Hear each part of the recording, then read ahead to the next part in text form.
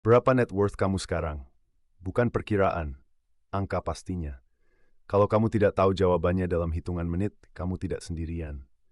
Kebanyakan orang mengelola keuangan dari feeling, merasa oke, merasa kurang, tapi tidak punya angka yang jelas. Dan tanpa angka yang jelas, tidak ada cara untuk tahu apakah kondisi finansial kamu membaik atau memburuk dari tahun ke tahun. Video ini adalah checklist review keuangan tahunan yang bisa dikerjakan dalam satu sore.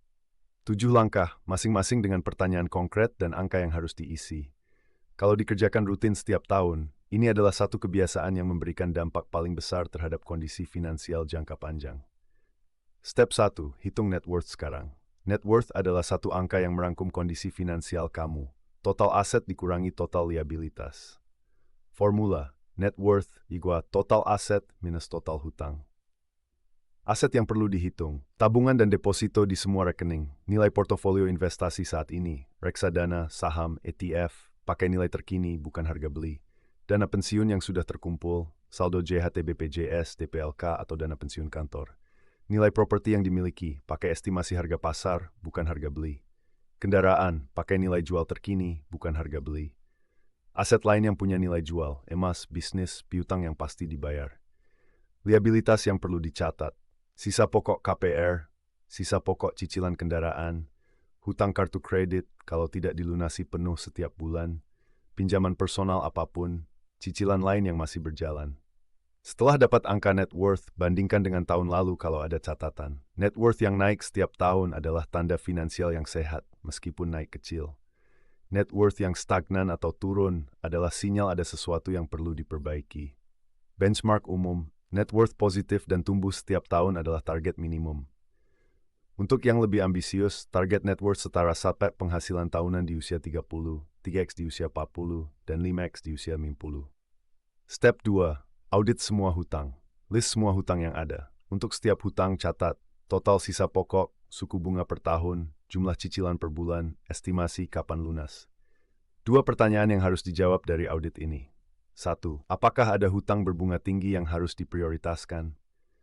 Kartu kredit yang tidak dilunasi penuh, pinjol atau KTA dengan bunga di atas 15% per tahun adalah musuh compound growth. Setiap rupiah yang membayar bunga hutang tinggi adalah rupiah yang tidak bisa bekerja untuk kamu. 2. Berapa persen total cicilan dari penghasilan bulanan? Idealnya total cicilan tidak lebih dari 30% take home pay. Di atas 40% adalah zona bahaya. Kamu terlalu leverage dan satu kejutan keuangan bisa mengganggu segalanya. Step 3. Review proteksi. Proteksi adalah fondasi yang sering dilupakan saat review keuangan, tapi paling kritis kalau diabaikan. 3 pertanyaan untuk review proteksi. 1. Apakah dana darurat masih cukup? Hitung ulang pengeluaran bulanan kamu sekarang, bukan setahun lalu. Kalau pengeluaran naik karena inflasi atau perubahan gaya hidup, target dana darurat juga harus naik. Minimal 3 bulan pengeluaran, idealnya 6 bulan. 2. Apakah BPJS Kesehatan masih aktif untuk seluruh keluarga inti? Cek status iuran. Kalau ada tunggakan, segera bayar sebelum ada kebutuhan medis mendadak. 3.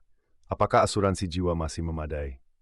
2 kondisi yang membuat asuransi jiwa perlu direview. Penghasilan naik signifikan, uang pertanggungan juga harus naik, atau ada tanggungan baru, anak, orang tua yang bergantung pada kamu. Target uang pertanggungan, minimal 10 kali penghasilan tahunan. Kalau ada asuransi unit link yang polisnya sudah berjalan beberapa tahun, ini saat yang tepat untuk cek ilustrasi versus realitas. Apakah nilai investasinya sesuai dengan yang dijanjikan di awal? Banyak pemegang unit link yang kaget ketika tahu investasinya jauh di bawah proyeksi awal karena biaya yang tinggi di tahun-tahun pertama. Step 4. Evaluasi portofolio investasi. Ini langkah yang paling banyak pertanyaannya. 1. Berapa total nilai portofolio sekarang versus tahun yang lalu? Berapa return dalam persen? 2. Bandingkan return portofolio dengan benchmark yang relevan. Untuk portofolio saham Indonesia, bandingkan dengan return IHSG atau IDX30 di periode yang sama. Kalau portofoliomu secara konsisten underperform benchmark, ada sesuatu yang perlu dievaluasi. Apakah instrumennya, apakah timing keputusannya, atau apakah biayanya terlalu tinggi? 3. Apakah alokasi portofolio masih sesuai target? Setelah 1 tahun, saham yang naik banyak mungkin sekarang overweight dari target. Review apakah perlu rebalancing. 4. Apakah ada posisi yang investment thesisnya sudah tidak valid? Perusahaan yang kamu beli karena alasan tertentu, apakah alasan itu masih berlaku? Kalau tidak, ini saatnya evaluasi apakah tetap hold atau exit. 5. Apakah kontribusi investasi bulanan sudah sesuai dengan target saving rate? Step 5. Review pengeluaran dan saving rate. Saving rate, persentase penghasilan yang berhasil disimpan atau diinvestasikan, adalah metrik tunggal yang paling prediktif terhadap kecepatan mencapai financial independence. Formula, saving rate, penghasilan minus pengeluaran, lah penghasilan capai 100%. Cara hitung, lihat total yang masuk ke rekening dalam setahun, kurangi dengan total yang keluar untuk konsumsi. Sisanya adalah yang berhasil ditabung atau diinvestasikan. Benchmark saving rate di bawah 10% berbahaya, hampir tidak ada yang bisa dibangun. 10-20% standard, bisa membangun wealth tapi lambat. 20-30% baik, on track untuk financial independence dalam 20-25 tahun.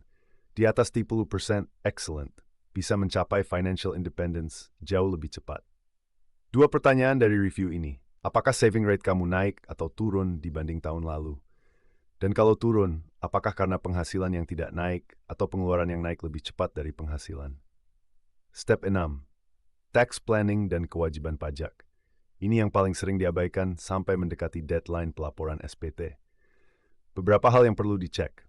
1. Apakah semua penghasilan sudah dilaporkan dengan benar? Termasuk penghasilan sampingan, freelance, atau passive income yang mungkin belum dipotong pajak di sumber. 2. Apakah ada pengurang pajak yang belum dimanfaatkan? Iuran BPJS Kesehatan, iuran pensiun, dan biaya jabatan adalah beberapa pengurang yang bisa menurunkan PKP, penghasilan kena pajak.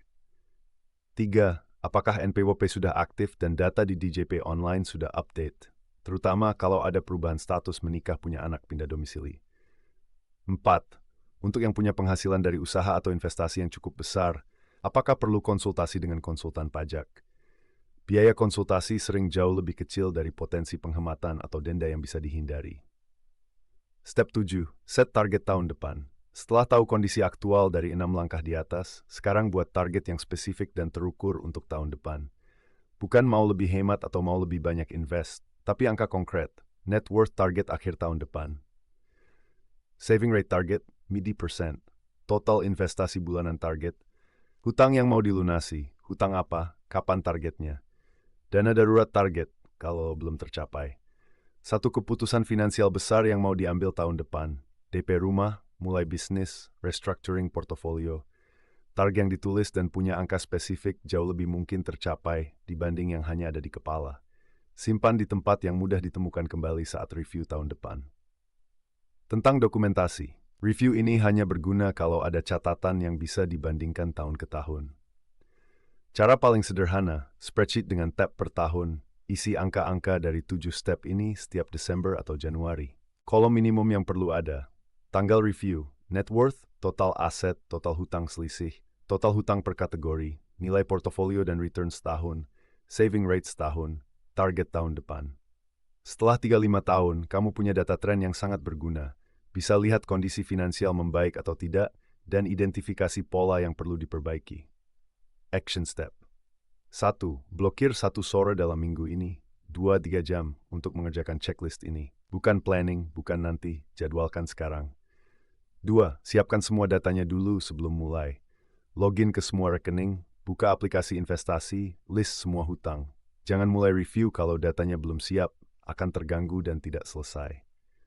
3. Buat template spreadsheet sederhana dan simpan. Template ini yang akan dipakai ulang setiap tahun. 4. Setelah selesai, share satu insight paling penting dari review ini ke pasangan atau orang yang kamu percaya. Memverbalkan temuan membuat lebih mudah untuk komit ke perubahan. Ini adalah video terakhir dari seri Finance Education yang sudah kita bangun bersama. Dari dana darurat, pajak, reksadana, investasi saham, sampai perencanaan keuangan yang menyeluruh. Kalau video-video ini membantu, subscribe dan share ke orang yang menurutmu perlu dengar ini. Terima kasih sudah menonton.